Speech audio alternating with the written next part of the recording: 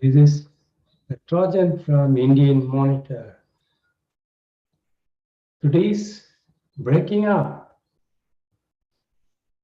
Congress sets up Empowered Action Group for 2024 polls.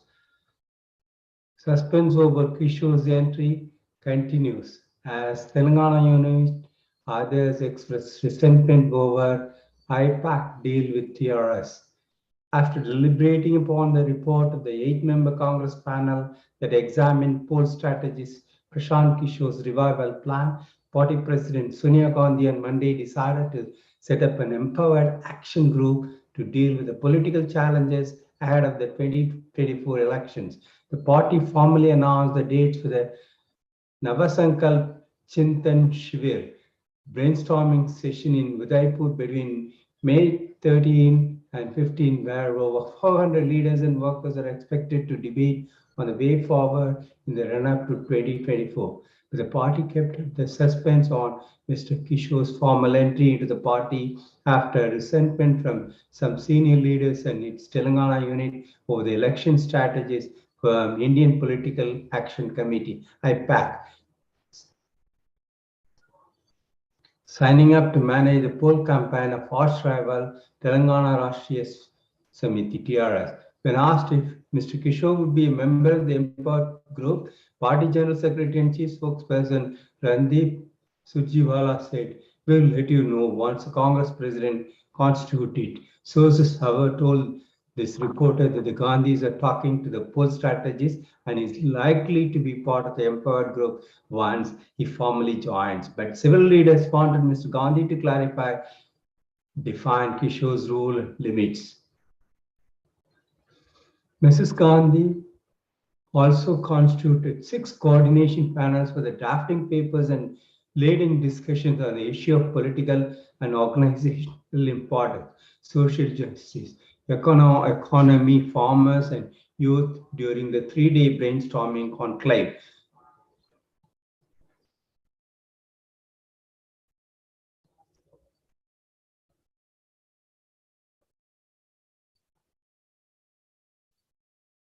On the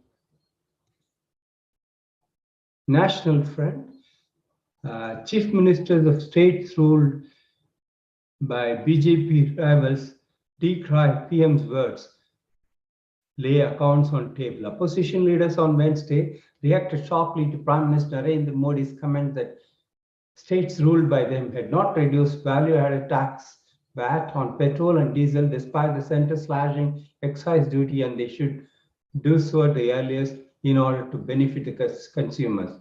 West Bengal CM Mamata Banerjee and her Maharashtra counterpart Uddhav Thackeray pointed out how much the centre owed the respective states. He also took the opportunity to talk about the centre's discrimination against states ruled by BJP rivals while meting out preferential treatment to BJP ruled ones.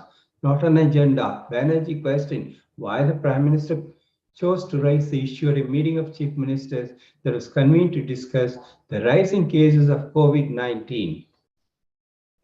Kerala Finance Minister K.N. Balagopal said that Mr. Modi's stand on the matter was misleading and said that instead of asking resource-starved states to slash their limited income source, the centre should put a stop to collecting cess and surcharge on petrol and diesel. The Congress too said that Mr.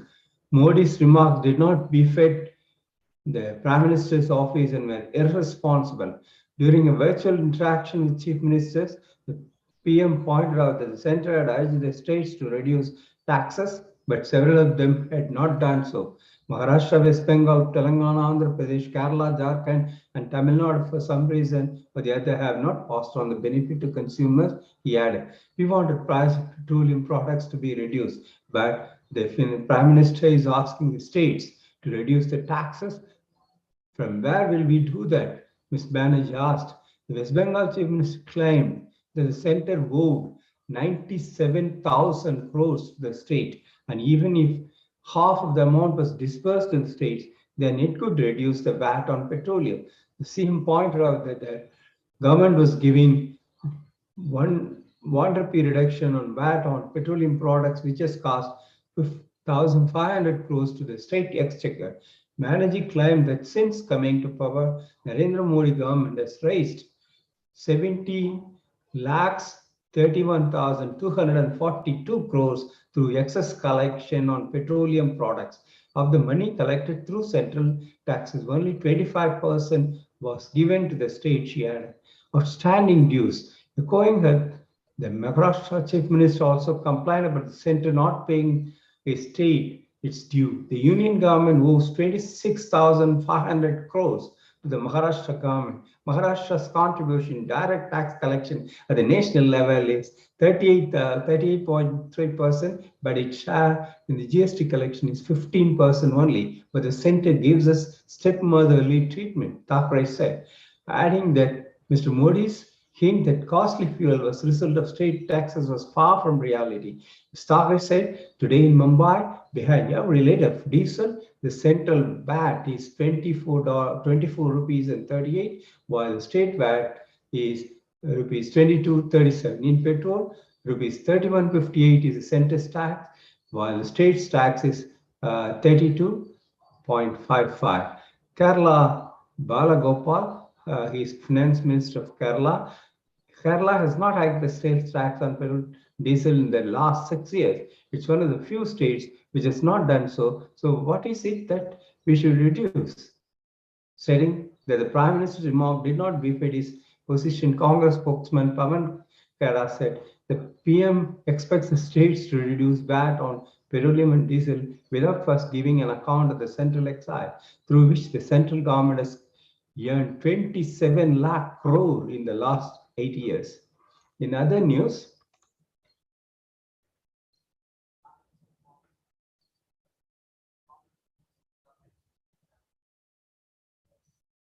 Singapore executes Indian origin Malaysian despite pleas he was disabled. Nagendran K. Dhamalingam, 34, had been on death row for over a decade after he was found guilty of trafficking about 43 grams of heroin in Singapore. Singapore on Wednesday executed a Malaysian man convicted of drug smuggling after court dismissed a last-minute challenge from his mother and international police to spare him on grounds he was mentally disabled. Nagendran K. Dharmalingam, 34, had been on a death row for over a decade after he was found guilty of trafficking about 43 grams of heroin into Singapore. The city-state's government has said its use of the death penalty for drug crimes is made clear at the borders. Nagendran's family and social activists confirmed the execution on Wednesday. On this score, may I declare that Malaysia is far from humane. His sister Sarmila Dharmalingam said, zero to Singapore on this. Nagendran's supporters and lawyers said he had an IQ of 69 and was intellectually disabled, and that the execution of a mentally ill person was prohibited under international human rights law. Singapore court cited psychiatrist testimony that he was not mentally disabled and had understood his actions at the time of his crime. Nagendran Dharmalingam's name will go down in history as a victim of a tragic miscarriage of justice, said Maya Foa, director of non-governmental organization Reprieve. Hanging an intellectually disabled, mentally unwell man because he was coerced into carrying less than 3 tablespoons of diamorphine is unjustifiable and flagrant violation of international laws that Singapore has chosen to sign up to, she said. Nagendra and his mother filed a motion Monday arguing that it was unconstitutional to proceed with his death sentence and that he may not have been given a fair trial because of the Chief Justice who presided over his appeal had been the Attorney General when Nagendran was convicted in 2010, which the filing alleged could be a conflict of interest. The court dismissed the motion, describing it as frivolous. His family said Nagendran's body will be brought to their hometown in Malaysia's northern state of Perak for a funeral. Singapore had halted executions for 2 years because of the COVID-19 pandemic before resuming them with the execution of drug trafficker in March. Anyone found with over 15 grams of heroin faces the death sentence in Singapore, although it can be reduced to life prison.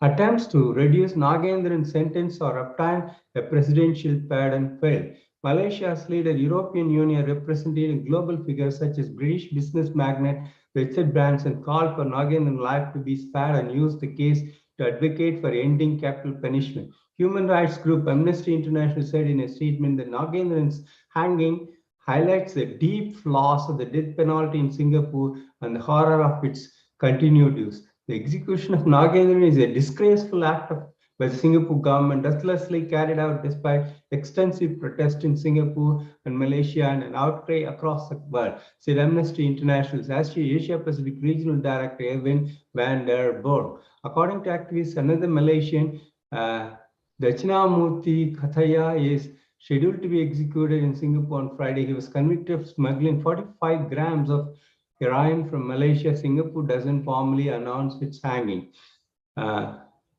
Many activists, they claim Singapore's draconian law, so to protest against it, never go to Singapore, never go via Singapore. Ban. You have a moral duty. All the passengers have a moral duty. Even if you found something in your pocket, heroin and stuff, avoiding all those things. Why shouldn't you avoid Singapore? Don't go through the Singapore so that economically they will understand what their laws are flawed. This is what many of the activists are saying. And in international,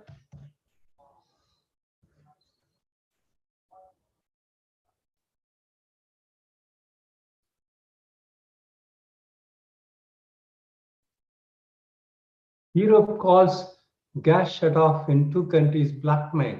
Russia, because Russia halted flow of Poland and Bulgaria petroleum, widening war's effects. They flooded their own village and kept the Russians at bay. This is how a village in Ukraine did. Russia exchanged a former US Marine for a pilot with drug trafficking charges in what officials call a prisoner swap between US and Russia. China lockdown outrage tests the limits of triumphant propaganda. Citizens' anger and grief over Shanghai's bungled lockdown have overwhelmed China's censors, challenging Xi Jinping and his zero COVID policies. Before Washington's net prom, many are calculating the risks versus benefits of attending during a pandemic. European Union said the emergency phase of the pandemic was over. Now, in detail, Ukraine war. The Kremlin halted natural gas shipments to Poland and Bulgaria in its toughest response yet to European sanctions. Explosions inside Russia near the Ukraine border raised fears that the war might spread. Here are the latest developments in Ukraine. The reverberations of war in Ukraine widened on Wednesday, jolting energy markets and threatening to spill across borders as the West escalating arms shipments and economic penalties prompted Russia to lash out by cutting off gas supplies to two European nations. Russia's state-run gas company, Gazprom, announced that it was suspending shipments of natural gas to Poland and Bulgaria, a move that the European Union top officials denounced as blackmail. Though the immediate economic impact was likely to be limited, it was the Kremlin's toughest retaliation yet against a US-led alliance that it has accused of backing Ukraine in a proxy war aimed at weakening Russia. Russia is using cyber attacks in Ukraine to support military strikes, the report found. 4 weeks after the outbreak of the war in Ukraine, American officials wondered about the weapon that seemed to be missing, Russia's mighty cyber arsenal, which most experts expected would be used in the opening hours of an invasion to bring down Ukraine's power grid, fry its cell phone system, and cut off President Volodymyr Zelensky from the world.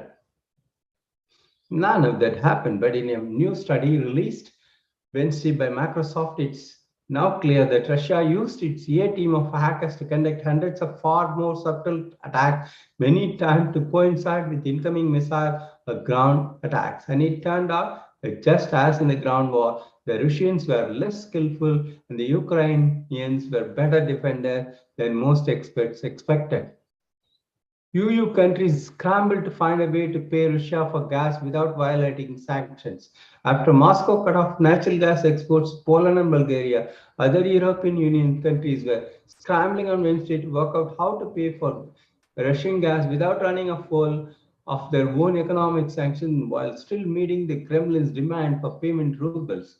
Germany and several other EU countries are heavily dependent on natural gas imports from the Russian state company Gazprom, and the bloc has been unwilling to ban them, even as it has taken other steps aimed at Russian energy sector, like blocking coal imports. Poles and Bulgarians put up a resilient front in the face of Russia's natural gas blackmail. If the plan was to terrify Poland and Bulgaria with the prospect of unheated homes and cold metals to break their will to help Ukraine, Russia chose the wrong season to halt the flow of natural gas. On a sunny spring day in Polish capital, many people reacted with shocks to the news that the country had on Wednesday abruptly lost nearly half of its gas supply. Some expressed disbelief that anyone would ever view Russia as a trustworthy supplier of anything. Ukrainians in one village flooded it to keep Russian forces at bay. Ukrainian released water from a hydroelectric dam to block the Russian military advance, flooding their own village of Dimidiv, so that the Russian advance has altered. They pull up soggy linoleum from their floors and flashed potatoes and jars of pickles from submerged cellar. They hang out waterlogged racks to dry in the pale spring of sunshine. All around Dimidiv, a village north of Kiev, residents have been grappling with the aftermath of a severe flood, which under ordinary circumstances would have been yet another misfortune for a people under attack. This time it is quite opposite. Medics on Wednesday moved the body of a person who was killed when Saltivivka neighborhood in Kharkiv, Ukraine was fired on by Russian forces. At least two more people were injured in the strike. The mayor of Mariupol pleads for help to rebuild his shattered city once the war is over. Explosions and down drones suggest Ukraine is striking targets deeper inside Russia. Ukraine appears to have attempted to strike deeper into Russian territory overnight, although officials on both sides have been reticent about drone flights and explosions early Wednesday that were described by three local governors in Russia. The close advisor to President Zelensky of Ukraine said that the assaults inside Russia near Ukraine's eastern border were payback against launching pads for the invasion, but he stopped short of saying the Ukrainian military was responsible, attributing the attacks to karma instead. The UN humanitarian mission in Ukraine said it expected more than 24 million people, or half of Ukraine's population, would need assistance this year, forecasting a long and broad conflict. 15.7 million of these people were inside Ukraine, affected by the destruction of infrastructure, displacement, and the loss of livelihood. It said as of Tuesday, at least 2,759 civilians had been killed in the fighting and more than 3,000 injured. Officials have said the actual tolls are likely to be very, very high. Germany could weather an immediate end to Russian gas, Vice Chancellor assured. After Russia cut off supplies of natural gas to Bulgaria and Poland on Wednesday, the top German official said the flow of Russian gas to Germany remained steady, while adding that the country could live off existing reserves until at least the winter. In order to get through the winter without Russian gas, further work at full speed is needed. Europe's economy would be hit by a wider cutoff of Russian gas. Russia's suspension of natural gas service to Poland and Bulgaria won't do immediate damage to the European economy, but Europe could face a sharp slowdown of growth if the cutoff spreads to other countries, or if Europe imposes an embargo on Russian gas. Russia releases former US Marine Trevor Reed in a prisoner's flag. In a strategic shift, Russia is making slower advances in eastern Ukraine. Analysts say Russia is making slow and measured advances on the ground in eastern Ukraine as its forces confront entrenched Ukrainian troops who have been fortifying the position for almost a decade, military analysts say. The slower pattern of movement marks a significant departure from Moscow's initial invasion in February, which depended on swift advances of tanks deep into the Crimea. a strategy that failed and came at a great cost to Russian ground forces. The Kremlin rejected accusations that cutting off gas supplies to Poland and Bulgaria is blackmail. Dmitry Peskov, the Kremlin spokesman, said its demand for ruble payments for gas was necessitated by European sanctions that have frozen a big portion of our reserves. Greece assures Bulgaria it will help the country respond to Russia's gas cut. Greece will help Bulgaria respond to Russia's decision to stop its gas supplies. Russian gas cutoff to Poland and Bulgaria should be manageable, analysts say. Gazprom's announcement on Tuesday that would suspend natural gas supplies to Poland and Bulgaria is not likely to have a major impact on the overall European gas market, analysts say, but it's a warning that further more serious cutoffs of fuel from Russia could be in the offing as the war in Ukraine grinds on.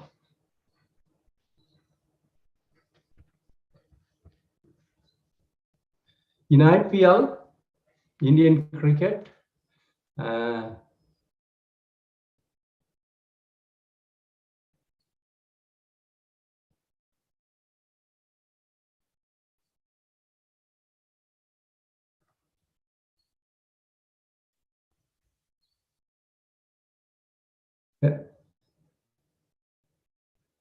SRH, GT won by 5 wickets against SRH in a thrilling last ball victory. The main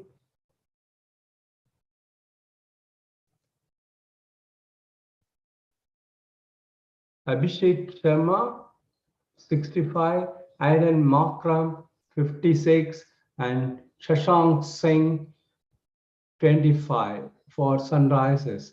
And for Titans, Mohammad Shami took 3 for 39, Yash Dayal took 1 for 24, Alzami Joseph got 1 for 35.